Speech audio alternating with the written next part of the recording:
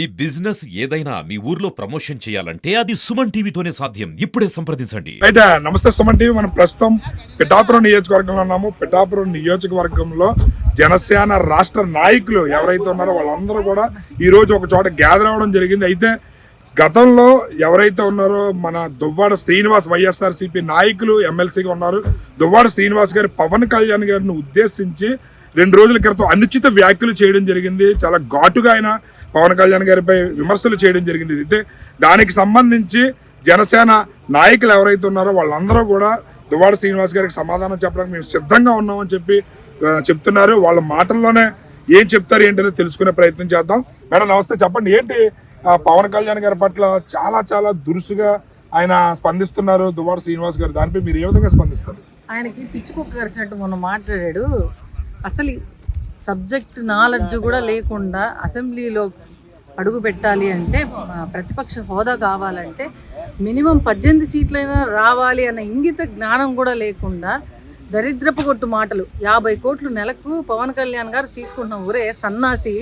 అలాగన పవన్ కళ్యాణ్ గారు తీసుకునేటట్టయితే ఇవన్నీ పార్టీలు పెట్టి ఎందుకు ఇంత కష్టపడాలి? ఆయన చేతిలో ఇప్పటిదాకా పార్టీ పెట్టినాకనే 70 కోట్లు అప్పైనాడా?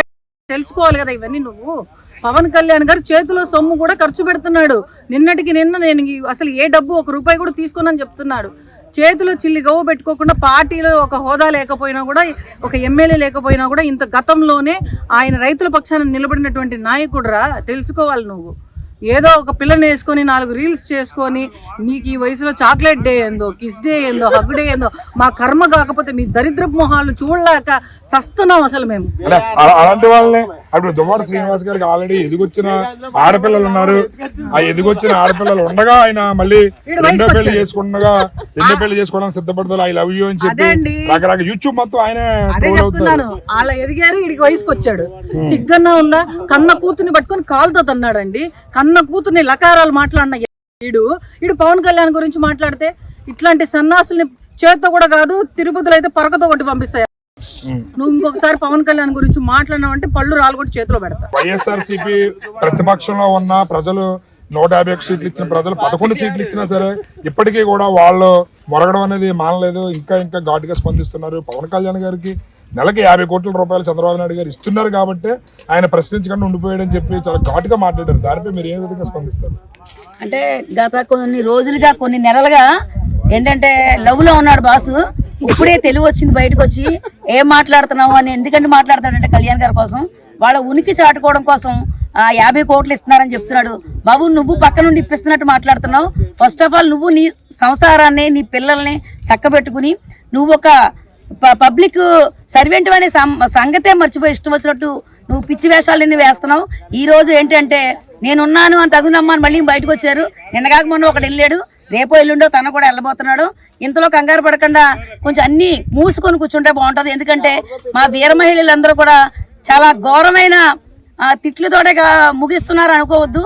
నీ ఇంటికి వచ్చి అయితే కొడతారు. నువ్వు నోరు అదుపులు పెట్టుకొని మేము అందరం కూడా తెలియదు. సభ్య సమాజం ఆయన చూస్తుంటే ఏమనిపిస్తుంది అంటే, ఆయన వయసులో పెద్ద వ్యక్తి, ఎదిగొచ్చిన కూతుర్లు ఉన్నారు, ఇంట్లో భార్యను పెట్టుకుని ఇంకొకరితో ఈ రకంగా ప్రవర్తించడం అనేది ఒక స్త్రీగా మీరు ఏ విధంగా స్పందిస్తారు?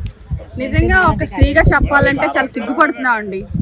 దువ్వాడ లాంటి ఒక సంస్కారహీనుడు, దువ్వాడ శ్రీను కాదండి, వాడు దివ్వెల శ్రీను. ఎవరన్నా పెళ్లి చేసుకుంటే భర్త పేరు భార్యకి వెళ్తుంది. ఈడు భార్యను వదిలేసి ఇంకొక దాని దగ్గరికి వచ్చాడు కదా, దాని ఇంటి పేరు ఈడికి వచ్చింది. అందుకని ఈడు దివ్యల శ్రీనుగాడు. ఈ దివ్యల శ్రీనుగాడు నిజంగా చూస్తామంటే సిగ్గుపడాల్సి వస్తుంది. ఎందుకంటే 2 కూతుళ్ళు, అందులో ఒక కూతురుకు పెళ్లి అయింది కొత్తగా, ఇంకొక కూతురు పెళ్లికి ఎదిగి ఉంది. అటువంటి 2 కూతుళ్ళని ఇంట్లో పెట్టుకుని వాడు బయటకు వచ్చి వాడు చేస్తున్నటువంటి విన్యాసాలేంటి, వాడు చేస్తున్నటువంటి వెకిలి చేష్టలేంటి, ఎంత అసహ్యంగా ఉందండి చూడడానికి. ఒక స్త్రీగా మాకు ఎంత అసహ్యంగా ఉందంటే చెప్పలేకపోతున్నాం. అలాగే వాడు అంటాడు పవన్ కళ్యాణ్ గారి గురించి మాట్లాడుతున్నాడు. మాట్లాడితే అసలు నువ్వే ఒక సంస్కారహీనుడివి, నీ గురించే మాట్లాడుకుంటున్నారు జనాలందరూ. నువ్వు వచ్చి మళ్ళీ పవన్ కళ్యాణ్ గారి గురించి మాట్లాడుతున్నావు. నువ్వు ఎందుకు మాట్లాడుతున్నావు అంటే, నీకు ఆల్రెడీ నియోజకవర్గ ఇన్ఛార్జిగా నీకు బాధ్యతలు తీసేశారు. నీ యొక్క వెకిలి చేష్టలన్నీ చూసి జగన్మోహన్ రెడ్డి నిన్ను అవతల తప్పించేశాడు నిన్ను ఆ నియోజకవర్గంలో.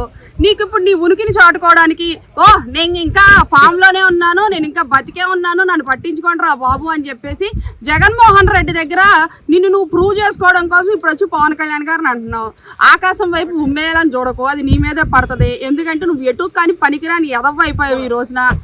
ఈ రోజు శ్రీకాకుళంలో జనాలు మమ్మల్ని, మా లవ్ని, మా పేరుని చాలా అభినందిస్తున్నారు, మాతో సెల్ఫీలు దిగుతున్నారు, రెస్టారెంట్లకు వెళ్తే మాకు ఫ్రీగా ఫుడ్ పెడుతున్నారు అంటున్నావు. నిన్న ఒక ఐటమ్ పీస్గా చూస్తున్నారు, అది నువ్వు గుర్తుపెట్టు, అది నువ్వు మర్చిపోయి.